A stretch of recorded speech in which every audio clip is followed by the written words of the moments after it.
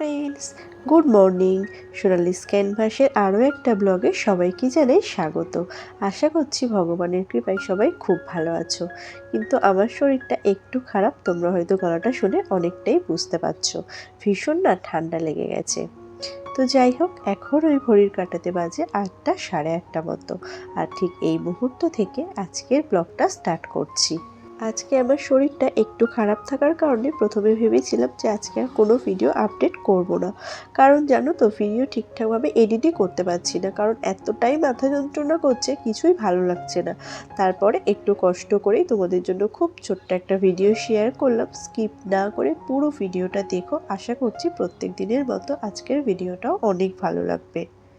তো ঘুম থেকে উঠেছি একটু আগে, তারপরে ফ্রেশ হয়ে সংসারের কিছু টুকটাক কাজকর্ম ছিল সেগুলো কমপ্লিট করে এখন চলে আসলাম কিচেনে।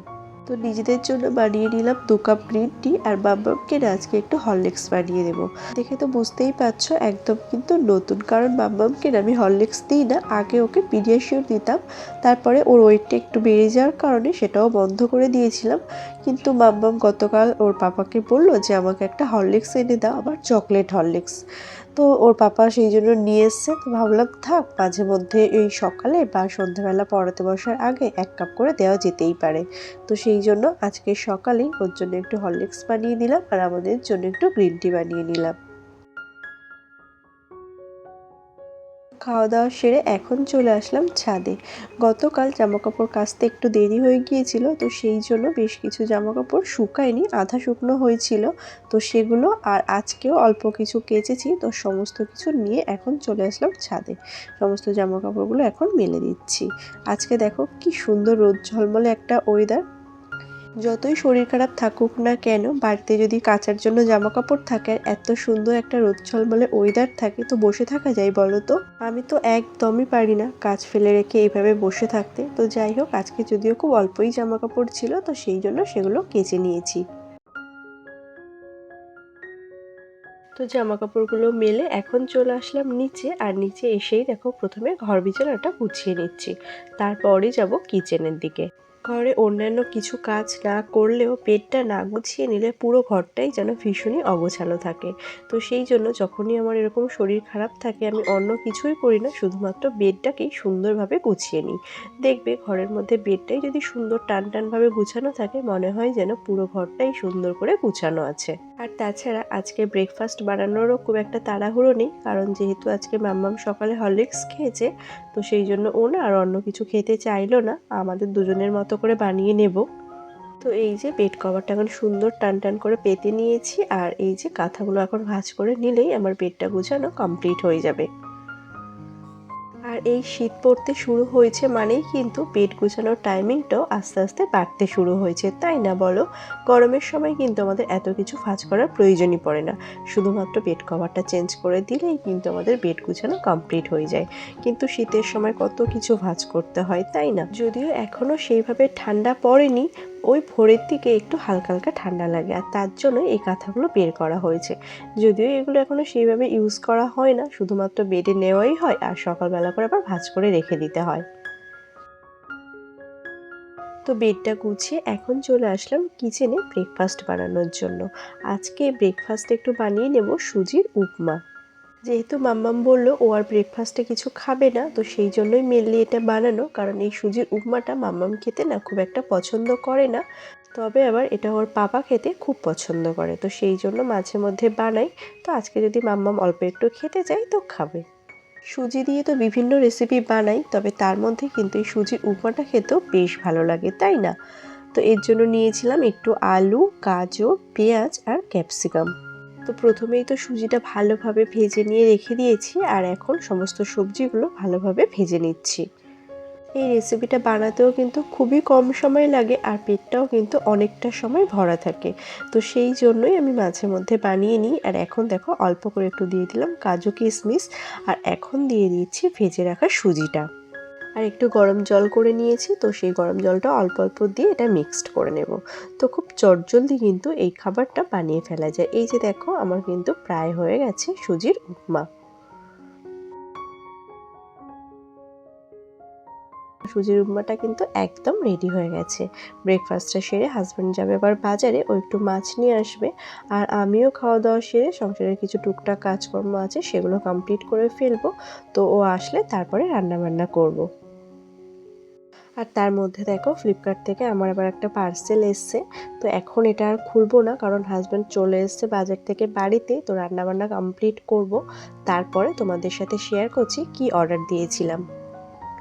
তো ও মাছ নিয়ে এসছে আর নিয়ে এসেছিলো এক ট্রে ডিম। যদিও আমাদের প্রতি মাসে গ্রসারি আইটেম তোলার সময় 2 ট্রে করে ডিম আনা হয়, কিন্তু এ মাসে না আনা হয়নি। যেহেতু এ মাসে বেশ অনেক দিনই বাড়িতে ছিলাম না, বাপের বাড়িতে ছিলাম, তো সেই জন্য না এ মাসে আর তোলা হয়নি। আর যেহেতু আবার এ মাসেরও গ্রসারি বাজার তোলার প্রায় টাইম হয়ে এসছে, আমরা না মাসের ওই 15 তারিখ নাগাদ গ্রসারি আইটেম তুলি। তো সেই জন্য বললাম এক ট্রে নিয়ে আসো, তারপরে আবার যখন গ্রসারি বাজার করা হবে তখন একসাথে 2 ট্রে নিয়ে আসা যাবে। এই যে এখন ডিমগুলো আমার সমস্ত ফ্রিজে গুছানো হয়ে গেছে। তো চলো এখন যাই রান্নার দিকে। তো ডিমগুলো গুছিয়ে এখন চলে আসলাম কিচেনে, রান্না করব। আর এই যে দেখো এই মাছগুলো নিয়ে এসেছে। আজকে যদিও মাছ একদম কেটেই নিয়ে এসেছে, কারণ এত বড় মাছ আমি ভালো কাটতে পারি না। তো মাছগুলো আমি ধুয়ে রেখে দিয়েছিলাম।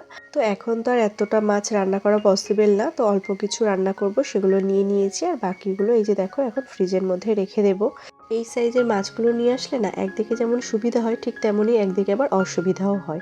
ছোট মাছগুলো খেতে একটু প্রবলেম হয় কাঁটা থাকার জন্য, মাম্মামও খেতে পারে না। তো সেই জন্য এই মাছগুলো নিয়ে আসা হয়। আর এই মাছগুলোতে কাঁটা কম থাকলে আবার 2 দিন 3 দিন ধরে খেতে হয়। তো যাই হোক, কি আর করা যাবে। আর দেখো নিয়ে এসেছিল একটু লোটে মাছ। তো এগুলো তো আবার কাটা নেই, তো এগুলো এখন আমি কেটে নেব। তো বেশ কিছুটা সময় পর আবার তোমাদের সামনে আসলাম। মাছ সমস্ত কাটাও হয়ে গেছে, আর দেখতেই পাচ্ছ আমার মাছের ঝোল রান্নাও হয়ে গেছে। তো মাছের ঝোল করেছিলাম, আর করেছিলাম একটু পটল ভাজা। তো ওটা দিয়েই হাজব্যান্ডের ভাত গুছিয়ে দেব। আর এখন দেখো লোটে মাছগুলো একটু ভাজা করে নেব। এই লোটে মাছটা ভাজা হতে তো প্রচুর সময় লেগে যায়, তো সেই জন্য আগে ওর রান্নাগুলো কমপ্লিট করে দিয়েছি। আর এখন লোটে মাছ ভাজাটা বসিয়ে দেব, আর তার মধ্যে ওর ভাতটা গুছিয়ে দেব। তার মধ্যে হয়তো লোটে মাছ ভাজাটাও হয়ে যাবে। আর তাছাড়া ও তো আর নিয়ে যাবে না, কারণ ও খেতে খুব একটা পছন্দও করে না। তো এই যে দেখো ওকে পটল ভাজা আর মাছের ঝোল দিয়ে ভাত গুছিয়ে দিচ্ছি। তো আমার এই ধরনের ব্লগগুলো তোমাদের কেমন লাগে অবশ্যই কমেন্ট করে জানিও। আর যদি ভালো লেগে থাকে তাহলে প্লিজ একটা লাইক করে দিও, কারণ তোমাদের একটা লাইক বা একটা কমেন্ট আমাকে অনেক অনেক বেশি মোটিভেট করবে আরও সুন্দর সুন্দর ভিডিও বানাতে। আর যদি তোমাদের আমার এই চ্যানেলটা ভালো লেগে থাকে তাহলে প্লিজ সাবস্ক্রাইব করে দিয়ে আমার পাশে থেকো, আর বেল আইকনটাকেও প্রেস করে দিও, প্রথম নোটিফিকেশন তোমাদের কাছে পৌঁছে যাবে।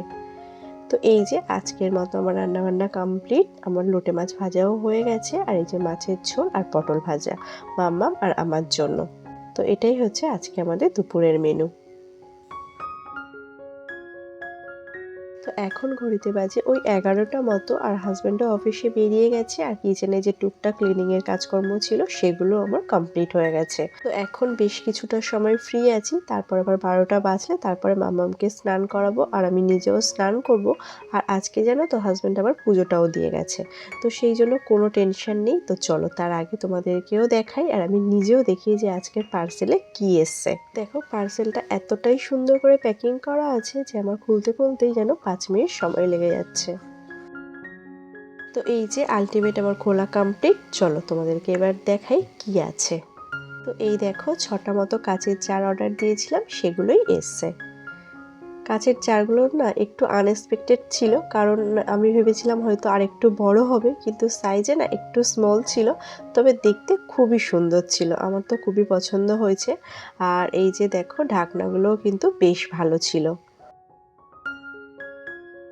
কাচের জারগুলো সাইজটা একটু স্মল হলেও ওভারঅল কিন্তু ভালোই ছিল, আর দেখতে কিন্তু বেশ কিউট ছিল। দেখো আমার মনে হয় যে কোনো খাবার প্লাস্টিকের কন্টেনারে রাখার থেকে কাচের জারে রাখা অনেকটাই বেটার।